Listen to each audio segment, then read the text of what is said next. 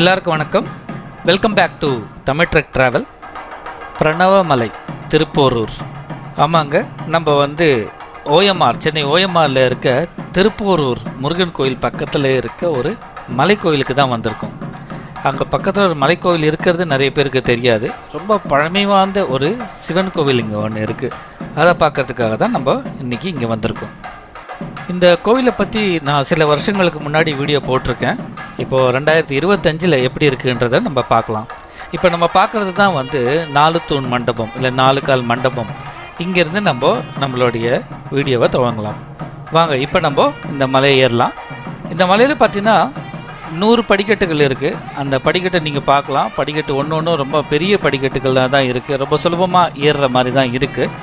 அதுக்கு சான்றாக நீங்கள் பார்க்கலாம், ஒரு வயசானவங்க அவங்க சாமி கும்பிட்டு இறங்கி வந்துட்டுருக்காங்க. கடைசியில் இருக்க ஒரு 10-15 படிக்கட்டு மட்டும்தான் கொஞ்சம் கஷ்டமாக இருக்க மாதிரி. கஷ்டம்லாம் கிடையாது, இதோட பார்க்கும்போது எளிதில் ஏறுற மாதிரி தான் இருக்குது. ரொம்ப அழகான இடத்துல அமைஞ்சிருக்கு. அதே மாதிரி குப்பைகளுமே ஏராளமாக இங்கே இருக்குது. நம்ம போகும்போது நம்ம அதை குப்பைகளை போடாமல் பார்த்துக்கலாம். நம்ம கொஞ்சம் தூரம் போகும்போதே பார்த்திங்கன்னா நம்மளுக்கு வலதுபுறமும் இடதுபுறமும் ஒரு 2 வழி போகுது. வலதுபுறம் பார்த்திங்கன்னா ஒரு அன்னதான மண்டபத்துக்கு போகுது. இடதுபுறத்தில் பார்த்திங்கன்னா ஒரு 200-300 400 மீட்டர் போனீங்கன்னா ஒரு கன்னி கோவில் ஒன்று இருக்குது. அந்த கோவிலுக்கு நம்ம போகலாம். இந்த கன்னி கோவிலுக்கு காட்டு வழியாக தான் போகணுன்னு அவசியம் இல்லை. நம்ம வண்டியை கீழே பார்க் பண்ணுற இடத்துல இருந்து அப்படியே நமக்கு இடதுபுறமாக ஒரு 400 மீட்டர் போனீங்கன்னா அந்த கோவில் அடைஞ்சிடலாம். நீங்கள் அது வழியாக போங்க. காட்டு வழியாக போகிறத அவாய்ட் பண்ணிவிடுங்க. இப்போ நம்மளோட இடதுபுறமாக பார்க்குறோம் பார்த்திங்களா, அந்த கோவில் ஒரு விநாயகர் கோவில். பிரதிஷ்டை யாருன்னு பார்த்தீங்கன்னா வேம்படி விநாயகர். நம்ம வேம்படி விநாயகரை தரிசனம் பண்ணிவிட்டு நம்ம மேலே இருக்க கைலாசநாதரை பார்க்க போகலாம். வாங்க, நம்ம இப்போது மேலே போகலாம். வாங்க, இப்போ கிட்டத்தட்ட நம்ம மேலே வந்துட்டோம். இப்போ கடைசியாக மேலே ஏறும்போது தான் படிகள் கொஞ்சம் நெருக்கமாக இருக்குமே தவிர மற்றபடிலாம் இது மேலே ஏறத்துக்கு ஒன்றும் கஷ்டம் இல்லை. நம்மளுக்கு இடதுபுறமாக பார்த்திங்கன்னா உங்களுக்கு நவகிரக கோவிலும் அதே மாதிரி பார்த்திங்கன்னா வள்ளலாரோட ஒரு பிரதிஷ்டையும் வச்சுருக்காங்க. நீங்கள் அதை பாருங்கள். இப்போ நான் முதல்ல மேலே போய் பார்த்துட்டு வரும்போது நம்ம பார்க்கலான்ட்டு மேலே போயிட்டேன். இதுதான் கோவில் ரொம்பவே பழைய கோவில். இந்த கோவில் பல்லவர் காலத்தில் கட்டப்பட்ட கோவில். அதை நம்ம உள்ளே போய் பார்க்கும்போதே தெரியும். பாசிட்டிவ் வைப் நம்மளுக்கு ரொம்ப நல்லா இந்த இடத்துல நீங்கள் உணர முடியும். இந்த கோவிலுக்குள்ளே இந்த கோவிலோட பிரதான பிரதிஷ்டைன்னு பார்க்கும்போது கைலாசநாதரும் அம்பாள் பார்த்திங்கன்னா பாலாம்பிகையும் தான் இங்கே பிரதிஷ்டை பண்ணியிருக்காங்க. இந்த 2 பிரதிஷ்டைகளுமே கிழக்கு நோக்கி தான் பிரதிஷ்டை பண்ணியிருக்காங்க.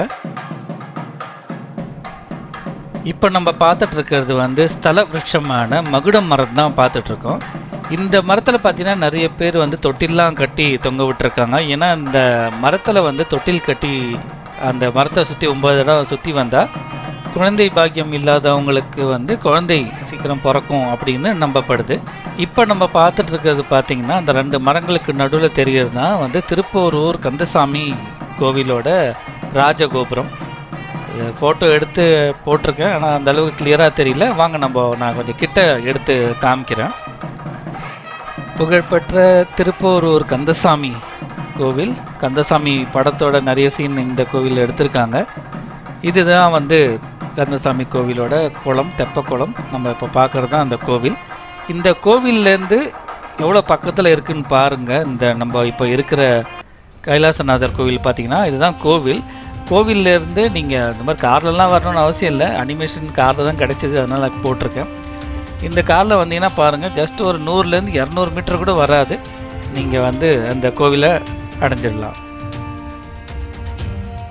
வாங்க, நம்ம திரும்பவும் கைலாசநாதர்கிட்ட போகலாம். இதுதான் இந்த கோவிலோட முன்பக்கம். இப்போ நம்ம முன்னாடி பார்த்த இந்த மகுடம் மரம், அதுக்கப்புறம் இதிலேருந்து தான் நம்ம அந்த கோவிலை பார்த்தோம், திருப்போரூர் கோவில். இந்த இடத்துலையே நீங்கள் நம்மளுக்கு பின்பக்கமாக பார்க்கும்போது உங்களுக்கு ஒரு காடு தெரியும். நீங்கள் தூரமாக பார்க்கும்போது எல்லாம் பச்சை பசேலு காடாக இருக்குது. ஆனால் நம்ம அந்த மலை மேலே இருக்கிறது மட்டும் செம்மண் கலந்த ஒரு நிலப்பரப்புன்றதுனால என்னன்னு தெரியல, கலர் வித்தியாசமாக இருக்குது இந்த மரங்கள்லாம். இந்த கோவிலை சுற்றி வரலாம் வாங்க. அதே மாதிரி இந்த கோவிலோட டைமிங் அப்படின்னு நீங்கள் பார்த்தீங்கன்னா காலையில் 7:30 மணிலேருந்து 11 மணி வரைக்கும், சாயங்காலம் பார்த்தீங்கன்னா 5 மணிலேருந்து 7 மணி வரைக்கும் இந்த கோவில் திறந்திருக்கும். இந்த கோவில் செங்கல்பட்டுலேருந்து 26 கிலோமீட்டரில் இருக்குது. செங்கல்பட்டுன்னு சொல்லும்போது நான் மெயின் ஜங்ஷன் சொல்கிறேன். இது செங்கல்பட்டு மாவட்டத்திலேருந்து இந்த கோவில் திருப்போரூர் கோவிலும் இருக்குது. அதே மாதிரி சென்னையிலேருந்து பார்த்தீங்கன்னா சென்னை திருவான்மியூர்லேருந்து 32 கிலோமீட்டர் தொலைவிலையும் இந்த கோவில் அமைஞ்சிருக்கு. இன்னொரு முக்கியமான தகவல் இந்த கோவிலை பற்றி, இங்கே பார்த்தீங்கன்னா இந்த கோவிலுக்குள்ளே ஒரு சுரங்கப்பாதை ஒன்று இருக்குது.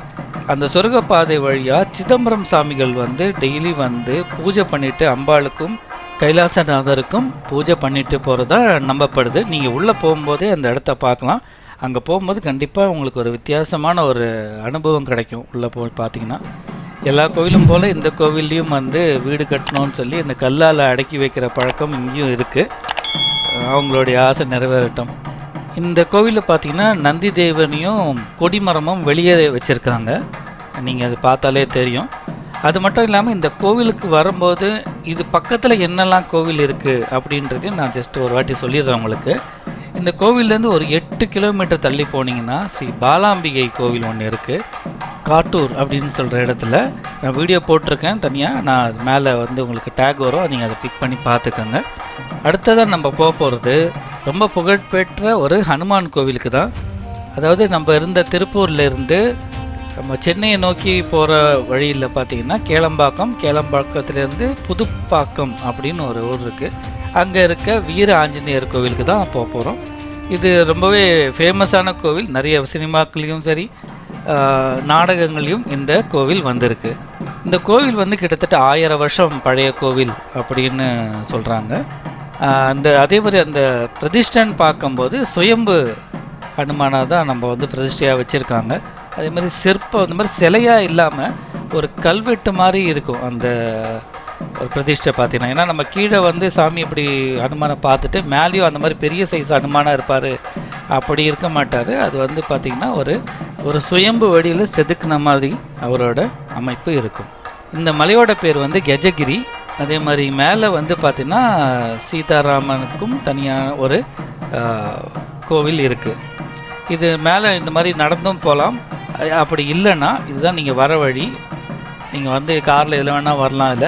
இது கோவில். இந்த கோவில் இந்த தோற்றத்தை பார்த்தாலே தெரியும். நிறைய படங்களில் ஞாபகம் நம்மளுக்கு வரும்.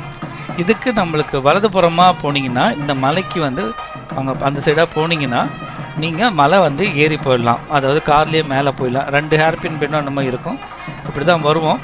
இதுதான் கோவில். அது இந்த கோவிலேருந்து பார்த்தீங்கன்னா அந்த கேட் இருக்குது பாருங்கள். இது வழியாக மேலே போயிட்டு அப்படியே மேலே நீங்கள் பைக்லேயோ இல்லைனா கார்லேயோ மேலே டைரெக்டாக போக முடியும். உங்களுக்கு டைம் கிடச்சிதுன்னா இந்த இடத்த பாருங்கள். தேங்க்ஸ் ஃபார் வாட்சிங் தமிழ் ட்ரக் ட்ராவல்.